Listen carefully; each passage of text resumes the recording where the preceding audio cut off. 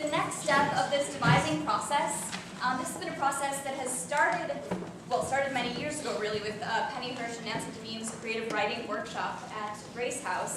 And the women of Grace House have been writing these beautiful pieces, poems and essays and creative nonfiction for years and putting them into anthologies. So what we're witnessing tonight is selections from these anthologies that we've compiled and mixed in with some poetry by Maya Angelou and some song lyrics by Anita Baker and other bits and pieces that speak to this story of Grace House.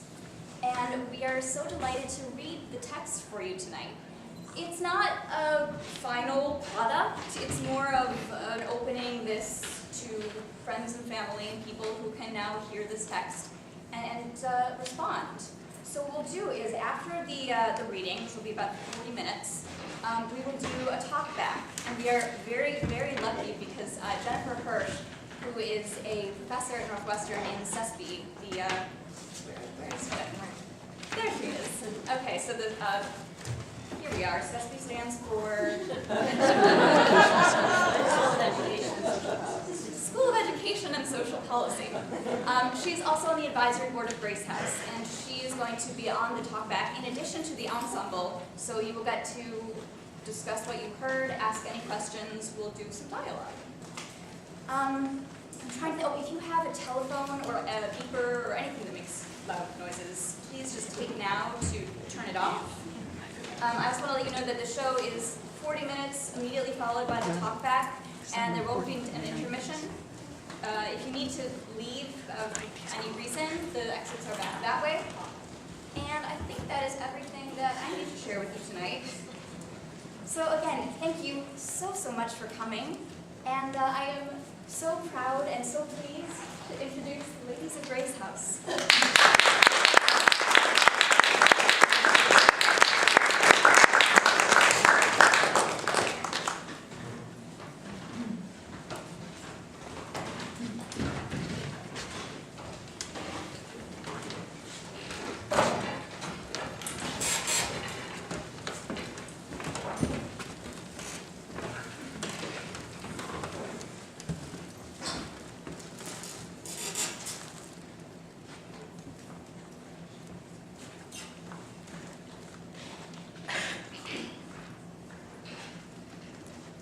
You may write me down in history with your bitter, twisted lies.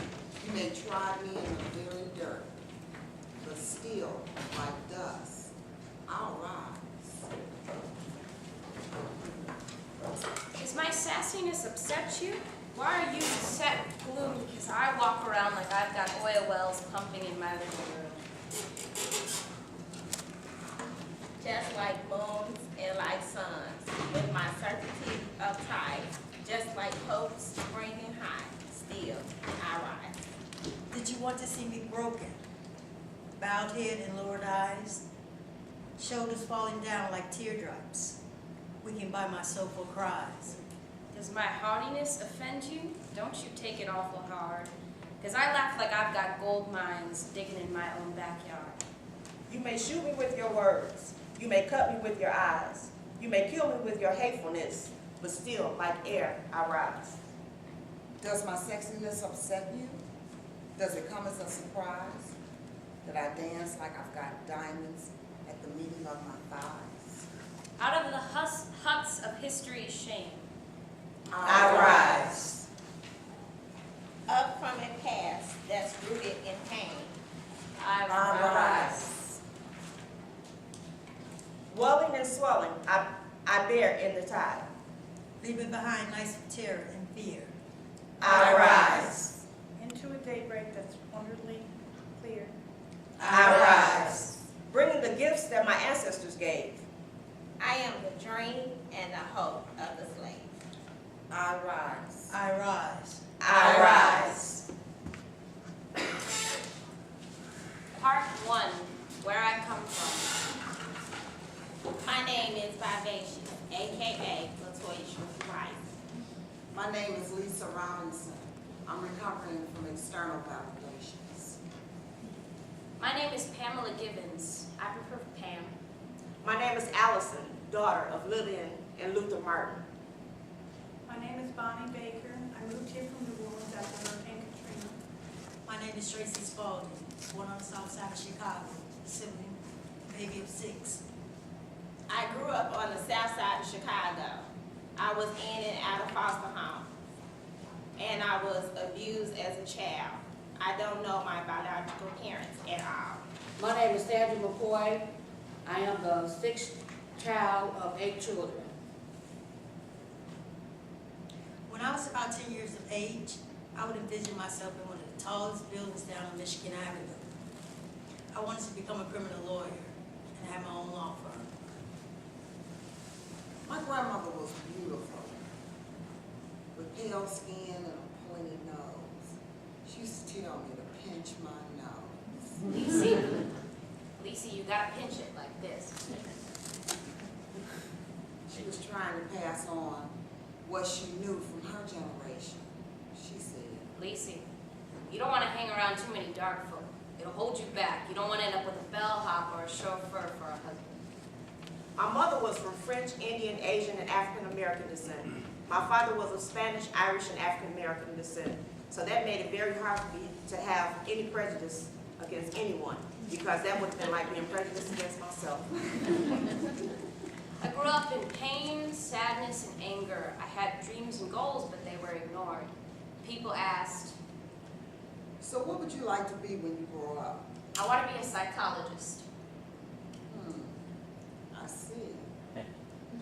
Have you thought about beauty school? No, I have not. Beauty school won't help me become a psychologist. Well, I just want you to be realistic about your future. Are we talking about my future or yours? If I could describe my childhood, I would have to say it was lonely, dark, painful, fearful, isolated, and sad. I looked for comfort in jacks, jump ropes, and paper dolls. Running and hiding out in closets was my escape. When I was 10, every week for a month, my dad would promise me and my brother that he would come and get us for the weekend. I would race home from school on Friday, me and my brother, looking out the 4th floor window, watching friends play, waiting on my dad. I even fell asleep in the window. He never came. My mother would get mad. My brother would say he's not coming, that he was going out to play. Forget him.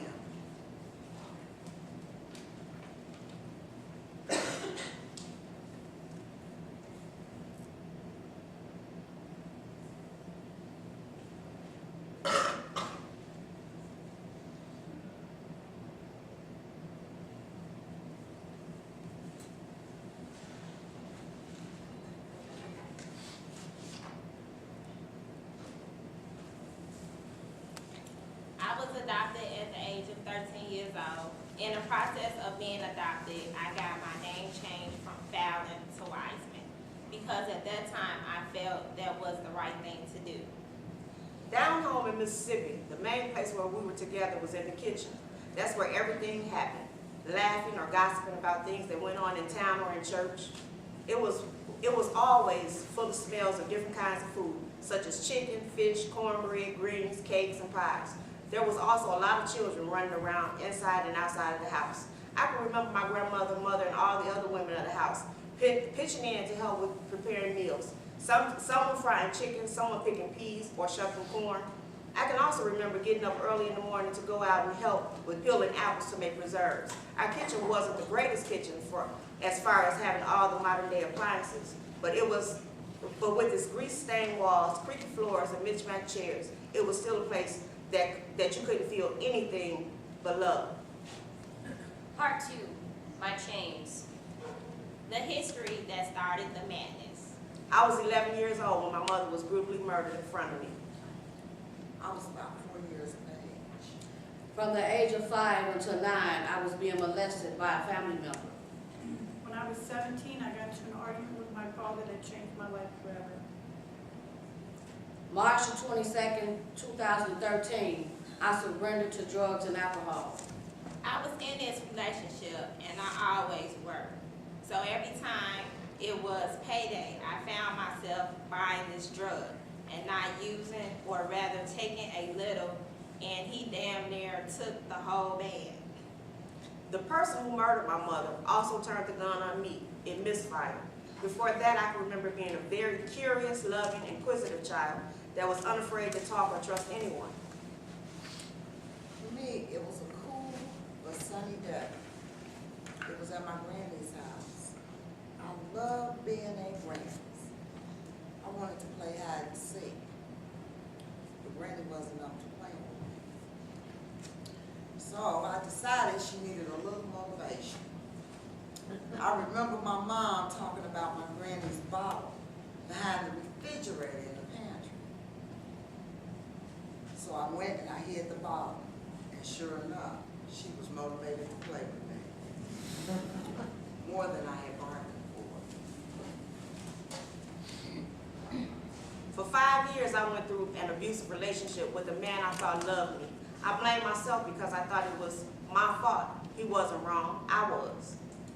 Not only did he take the drugs, he was abusive. I finally got my kids and we got away from him, but the drugs did. It was 2 weeks after I gave birth to my oldest son, Nicholas. The date was July 16, 2001 at approximately 12 noon.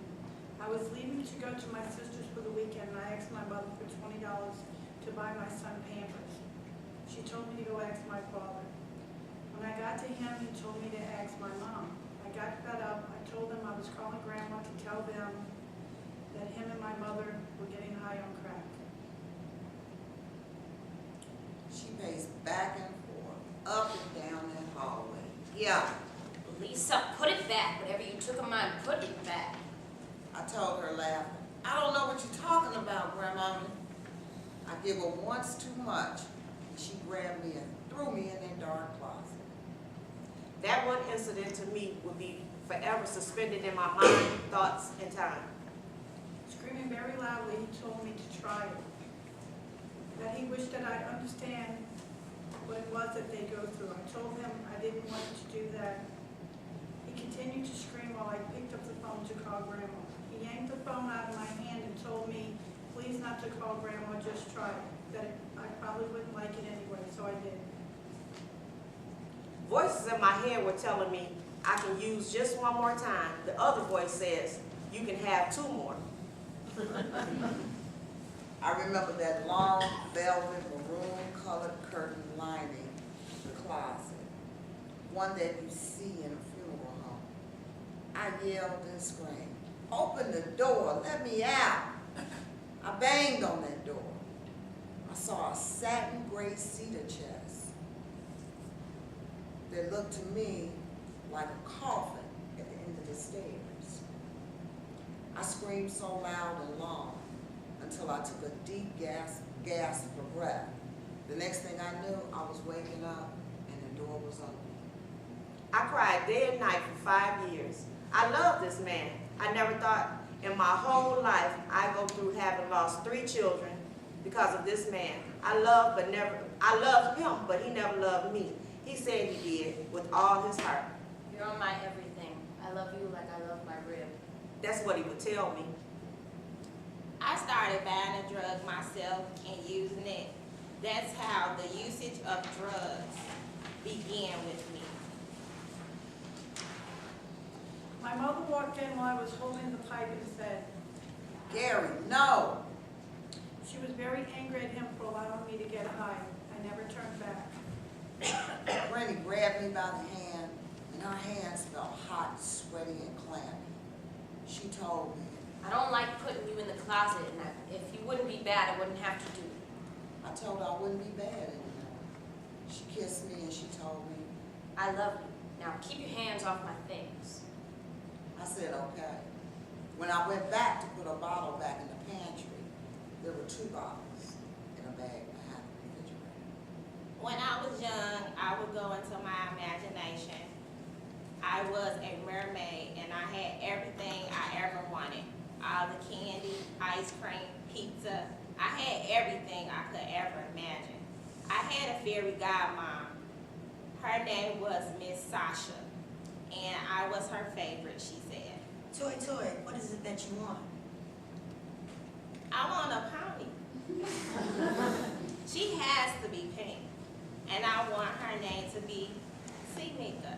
She is my only pony, and we get to go to Africa, so we could be with all the other animals, and I can be the one in charge of all the animals and of all the activities. I want us to go and have fun in the field where no one will bother us. You got it. What does the field look like? Everything is pink. I don't want any other colors. Pink is the color. Wow, we are gonna have a fantastic time. That's what it was like in my imagination. In real life, there was no fairy godmother. There was no pink pony. If I could do it differently, I would face reality and not escape. I can remember stories, those things my mother said. She told me fairy tales before I went to bed. My mind would fill with visions of perfect paradise. She told me everything. She said it'd be so nice. He'd ride up on his horse, take me away one night. I'll be so happy with them. We'll ride clean out of sight. She never said that we would curse, cry, and scream and lie. She never said that maybe someday he'll say goodbye. The story ends as the stories do. Reality steps into view.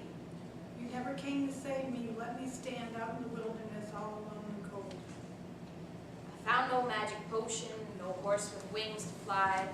I found the poison apple, my destiny to die. No royal kiss could save me now. No magic spell to spin. My fantasy is over. My life must now end. My addiction cost me jails and institutions. On and on went the cycle. Since then, I've lost 3 kids and my life several times to prison system. I am mad and hurt over this day. I've been stabbed. I've been raped. I've been in a car crash that almost killed me. I've been held at gunpoint. I have been beaten. No one would ever want you, just me. Is what he tell me as he went on punching. I'm not feeling it. I don't want to look back today. I want to look forward. I want to move out and get on my life. Part 3, my transformation. It was about 1999 when my life turned around for the better, when I made the decision to leave. The date that I decided to change was February 19, 2011, when I was saved from my own self by being locked up. It was January 23rd, 2001. I entered a treatment facility in Gateway Lake Villa. I was about 36 and a half years old. I just spent the last 18 months using drugs and alcohol. I was tired of using, living, and not dying. I remember the first day when I decided to give up and let go and let God direct my path. That was when I got locked up. Then again, August 19, 2013, for 72 days. I look at those days as days of clarity and focus. I was growing oxygen and had to quit my job and apply for disability. In my mind, in my own way, I feel God did it to take me away from the people he knew didn't and wouldn't love me. In the Bible it says, we may roll the dice, but God determines how they fall. 3 weeks after being in treatment, I was awakened by a night monitor of the facility. He said, Lisa, there's an emergency telephone call from your sister. I immediately jumped up from the bed with that feeling of heaviness in my stomach. He handed me the phone. Hello? I heard my sister's voice say, Lisa, Mommy's gone. I remember a lump being in my throat, tears rolling down my face, and suddenly I couldn't see anything but vague images in front of me. I just kept saying, oh no, what am I going to do without Mom? I sat in a corner, scrunched down with the phone dangling. I tried to answer the question for myself, but I couldn't come up with anything but a blank. It was the first time I ever remember not having an answer. I sat a few minutes longer thinking of the last time I saw her and heard her voice. And again I asked, what am I going to do now? I guess I was talking to God and didn't realize it. Well, this one particular time, I was locked up and I was so angry. All the other inmates had got under my skin so bad that I was so angry. So I waited until we went on lockdown and I just could not hold my anger anymore. My thinking was, I'm way too smart to have way too many gifts to keep coming to places like this. My new inner voice said, you're getting too old for this crap. I was 39 years old and I felt I should have accomplished so much more. I lashed out by picking up the lock boxes and throwing them into the door. For those of you who have been locked up, you know what the lock boxes were. They were big and they made a loud noise. As a result, it ended up with me in the mental ward of the jail. I stayed there for about 2 months. Anyway, as time passed, I started wondering if Mommy was finally at peace. I wanted to know if she was no longer feeling lonely, stressed, and pressured, as I often saw her through her life. I wondered if she was with God. I started attending a church in Barrington, Illinois called Willow Creek. They kept referring me to a book called the Holy Bible. So I eventually started reading the book myself. And in doing so, something was happening to me, something I had not experienced before. I began to see myself in a way I never had seen before. I was still playing God, thinking I had all the answers of my life mapped out. I was so busy reaching for material things, trying to fix the outside, and my insides were only scratched. I not only found comfort in the words of God, but also knew that my mother was in fact in heaven. I knew the steps I needed to take to save my own soul. Funny, I never thought about leaving my soul to be saved. I always thought I just made bad decisions. As a result of the death of my mother, such a hurting feelings of loss, I found a God of my understanding. I found the God of my understanding. Part 4, I rise. I know that scar on my heart will always be there, but it is slowly beginning to heal. And mentally, I've had to be strong. I know that it wasn't my fault that this happened, that it was God and my